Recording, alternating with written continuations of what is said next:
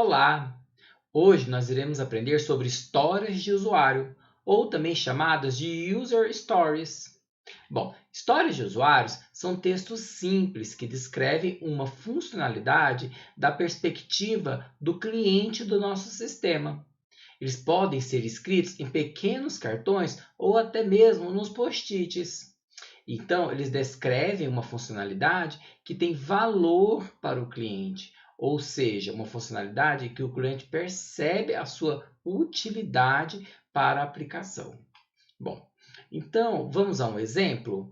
Aqui eu trouxe um site de vendas em que descreve o seguinte história de usuário. Como um comprador, eu quero poder consultar livros para que eu possa escolher qual comprar. Bom, vejam, é uma descrição curta que apresenta uma funcionalidade em si do nosso sistema, a possibilidade de consultar livros pelo nosso comprador. Um outro exemplo, ainda neste domínio de sites de vendas, né, vamos ler. Como um vendedor responsável pelo setor de livros, eu quero procurar por livros filtrando por nome para que seja possível verificar se o livro X está disponível para pronta entrega. Então veja, aqui também é uma descrição curta em que ele apresenta um objetivo do nosso usuário, que é poder filtrar os livros de modo que seja possível verificar se ele está disponível para pronta entrega. Então, se você percebeu, eles têm uma coisa meio parecida entre esses dois histórias de usuário, entre essas duas histórias de usuário. Isso é bem comum. Usualmente, nós escrevemos histórias com o usuário seguindo a seguinte fórmula, né? A seguinte sequência. Como, e aí então eu digo qual é o papel daquele usuário, eu quero, e então descreve o que ele deseja fazer, e depois um para e o motivo por que ele está realizando aquilo. Bom, então quem vai indicar o autor da ação? Quem é o usuário, né? O cliente, o comprador, o gerente, né? A secretária, o professor, o aluno, aí dependerá do sistema que vai ser criado. O que? O que vai indicar a funcionalidade desejada, enquanto o porquê indica o benefício que essa função representa. Então, aí que a gente chama de agregação de valor. Vamos então ao exemplo e identificar essas partes. Voltando àquele primeiro exemplo, como um comprador, eu quero poder consultar livros para que eu possa escolher qual comprar. Bom, e aí eu pergunto, quem? Você vai responder para mim, né? Possivelmente o comprador.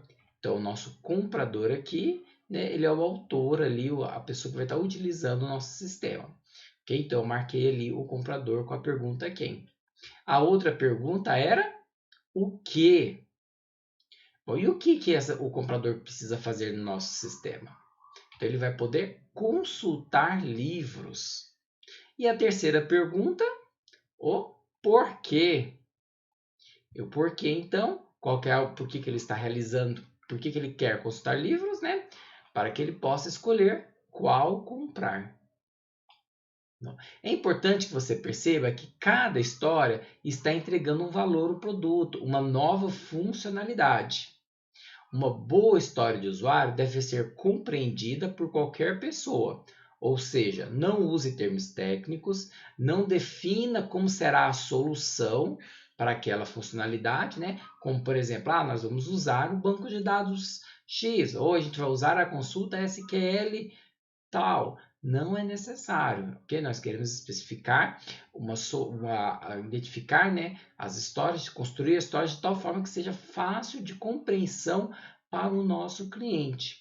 Então, nada de detalhes técnicos. Ou até mesmo detalhes sobre tela, que é muito comum as pessoas querem já especificar a solução do design da interface. Entretanto, isso não é muito bom, porque a gente está tentando entender ainda o que o sistema tem que fazer. Então, aqui mais uma dica é aplicar o que nós chamamos de sigla INVEST, em que cada história de usuário ela tem que ser independente. Então, o I do INVEST é ser independente, né? Então, uma história de usuário ela deve ser independente de outras histórias. Ela também tem que ser negociável, que é a segunda letra que compõe o invest, negociável. Então elas devem ser o quê? São lembretes para discussões, mas não são contratos. Ou seja, nós especificamos ali, escrevemos a história do usuário e nós negociamos quando que ela vai ser implementada e se realmente há necessidade da sua implementação. Okay? Mas ela em si não é um contrato, ou seja, né, nós estamos ainda trabalhando no nível alto do que o sistema deve fazer e ela pode ou não pode ser incluída, ou até mesmo ela pode ser modificada. A terceira letra é o valor. Né? O valor significa o quê? Que essa história de usuário ela deve agregar valor para o cliente, ou seja, dispor uma nova funcionalidade, uma funcionalidade diferente para o nosso cliente, de tal forma então que ele aproveite os benefícios que o software vai lhe dar. Bom, a quarta letra é o E, de estimável. Estimável significa o seguinte, que nós conseguimos, né, desenvolvedores, ler a história do usuário e ser capaz de dizer o esforço para realizar aquela história de usuário, né, implementar no sistema aquela história de usuário. Bom, a quinta letra é o S. O S vem do small, que é pequena, né? A história do usuário ela deve ser pequena, não pode ser grande. Por quê? Porque é o objetivo que nós trabalhamos junto com o desenvolvimento incremental. Então, dentro de uma interação, né, de uma nova versão, eu vou dispor uma ou mais histórias de usuário. E não vou criar, então, uma história de usuário. Não vai ter como, ela não pode, né, levar 2 ou 3 versões para serem apresentadas para o nosso cliente, para ser entregue na versão do produto. Então, é melhor fazer o quê? Retrabalhar essa história de usuário. E a última, o T, que é testável. Elas devem ser possíveis, todas as histórias usuários, elas devem ser possíveis ser testadas, especificados alguns critérios de aceitação que também depois serão produzidos, né, testes que podem ser ou não automatizados pela equipe de desenvolvimento. Mais algumas dicas? Bom, então é importante elaborar a história do usuário com foco no cliente ou no usuário final, aquele que vai estar utilizando o nosso sistema. As histórias de usuário também devem ser escritas pensando-se nos diversos perfis de usuário. Então, por exemplo, se eu estou desenvolvendo algum software para a sala de aula, nós temos que pensar no aluno, temos que pensar no professor, temos que pensar no coordenador, se envolver demais pessoas, como por exemplo a equipe pedagógica, também temos que considerá-las na hora de escrever as histórias de usuário.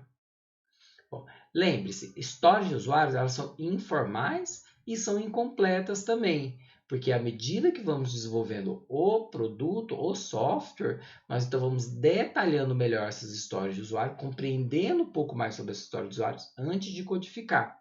Okay? E ela, por si só, quando nós fazemos o levantamento das histórias de usuários, não tem por objetivo gerar um conjunto finito, né, e completo de histórias de usuários. Nós geramos o conjunto principal de histórias de usuários e depois, durante o período de desenvolvimento, eu possa, então, pode ser que eu encontre mais histórias de usuário. Bom, e ela deve representar o valor de negócio, ou seja, entregar algo que é pertinente para o usuário. E as histórias de usuários também podem ser quebradas em outras histórias. Então, às vezes, nós construímos uma história, depois, um outro momento de reflexão, nós vimos que essa história está grande e é necessário quebrá-la em histórias menores.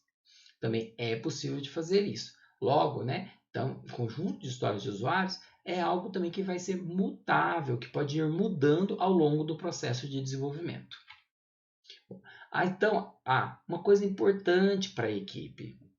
As histórias de usuário elas devem estar visíveis, né? Se possível que toda a equipe de desenvolvimento ela olhe, consiga então ler, compreender e ter acesso às histórias de usuário. Bom, e também, como ela é incompleta, né, não confie apenas nas histórias. É necessário conversar com o cliente, né? É necessário verificar, olha, será que está completo esse conjunto? Ou, será que essa história de usuário ela está faltando algo? Às vezes acontece porque nós queremos desenvolver de uma maneira rápida. Por isso que histórias com usuários é uma técnica muito empregada nas metodologias ágeis. Bom, e nem tudo vai virar uma história de usuário. Por exemplo, a interação com o sistema, né, com a interface de usuário do sistema, ela não vira uma história de usuário. Então, a história de usuário ela deve propor apresentar funcionalidades.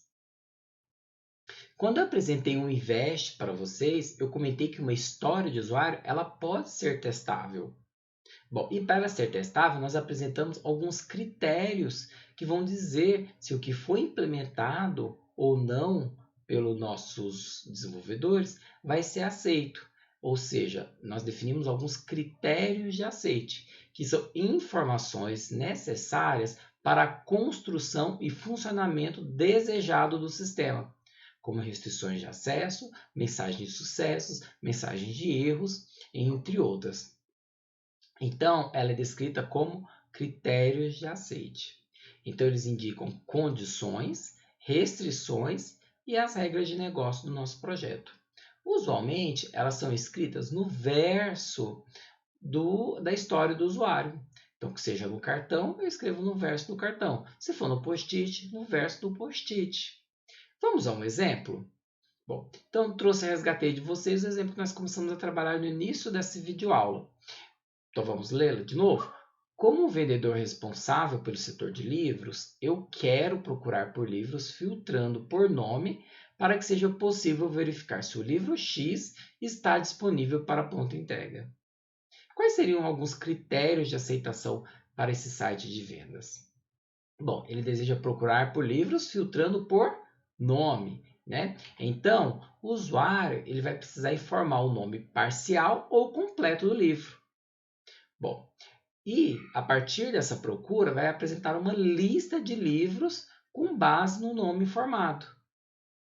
E caso não encontre nenhum livro, então ele emite uma mensagem ao usuário dizendo que nem foi encontrado nenhum livro com o nome informado. Bom, repare bem, né? Nós não dissemos aqui como vai ser o uso do sistema, né? Como que o usuário vai clicar, onde ele vai clicar, como ele vai fazer para chegar, para acionar a funcionalidade de busca. Né? Nós estamos apenas descrevendo o que e os critérios aqui de aceitação que vamos dizer ali o que pode acontecer, né? As restrições que podem acontecer quando o usuário tenta realizar aquelas ações. Bom, falando um pouquinho, então, já que nós estamos de questões de usuários, ela vai expor um conjunto de funcionalidades, né? O conjunto de histórias de usuários vai expor um conjunto de funcionalidades, né? E a gente elabora eles através do cartão, né? Então, o cartão é o local onde as histórias de usuários são escritas. Bom, e nós teremos então um conjunto de cartões, né, que vão, de uma certa forma, é o artefato que vão descrever os nossos requisitos. Bom, o outro que é importante saber é que, então, os cartões são escritos junto com o cliente, né, e é um artefato para conversação, então, para comunicação entre o cliente e os desenvolvedores. Então, na hora que nós vamos ler sobre a história do usuário, é importante que o cliente nos explique o que ele espera com aquela história de usuário. E é também utilizado como um método de confirmação. Então, na hora que nós temos os critérios de aceitação, nós temos uma questão aí de confirmar o que foi pensado pela equipe de desenvolvimento e que foi programado por ela. E assim nós conseguimos dizer se o que foi implementado é o que foi pedido. Então, aqui nós temos um conjunto de histórias de usuários em que há uma disposição diferente. Eu poderia colocar pregado no mural ou até mesmo virtual, disposto de qualquer forma. Entretanto, nós podemos dispor de uma forma lógica, em que nós apresentamos o tempo de desenvolvimento, né? E à medida disso, as versões do nosso sistema também. Dispondo dessa forma, é mais fácil identificar quando que uma determinada história de usuário foi implementada, né? E a relação, até mesmo a relação delas em termos de prioridade. Bom, então, o mapa de histórias de usuário vai listar as histórias através da linha do tempo, né? E podemos classificar essas histórias de usuários através de mandatórias, que é necessárias para o funcionamento do produto, e também essenciais, que tornam o produto, então, assim, o diferente de outros produtos. Agora que você compreendeu o que é história de usuário, deve estar se perguntando, poxa, mas quando é que eu escrevo? Quando eu elaboro ou desenvolvo as histórias do usuário? Normalmente desenvolvemos um conjunto de histórias de usuários quando estamos começando a pensar no software, quando queremos compreender o que o nosso cliente deseja. Uma das técnicas possíveis de serem aplicadas são oficinas para escrever histórias com o usuário, na qual então o cliente, né, após escrever como é o formato, né, ou até mesmo, né, escutar o cliente, vão se elaborando as histórias com o usuário no formato especificado e lendo para o usuário. Então o usuário ele pode dizer como é que ele, né, usar o seu linguajar comum e a equipe então traduz isso numa história de usuário e vai lendo para o usuário, explicando, perguntando se é aquilo que ele queria falar. Bom, e é interessante porque traz o engajamento das partes interessadas, pois os clientes vão estar ali juntos escrevendo suas histórias de usuários, né? E ele então vai estar estimulado a escrever sobre os requisitos da aplicação. Já que nós estamos falando um pouquinho de requisitos, qual que é a diferença de história de usuário e requisitos? Bom, os requisitos sugerem o que deve ser feito, enquanto que histórias de usuários ele vai descrever os objetivos a serem alcançados pelo nosso software, definindo o que se constrói no projeto. Então, existe uma relação bem próxima entre eles, porque eles vão apresentar-se, né, o que o software deve fazer. Entretanto, em alguns momentos, uma história de usuário pode estar relacionada com mais de um requisito, né? Além disso, nós temos que lembrar, né, existem os requisitos funcionais e os requisitos não funcionais. No caso da história de usuários, usualmente elas são apresentadas relacionadas mais aos requisitos funcionais.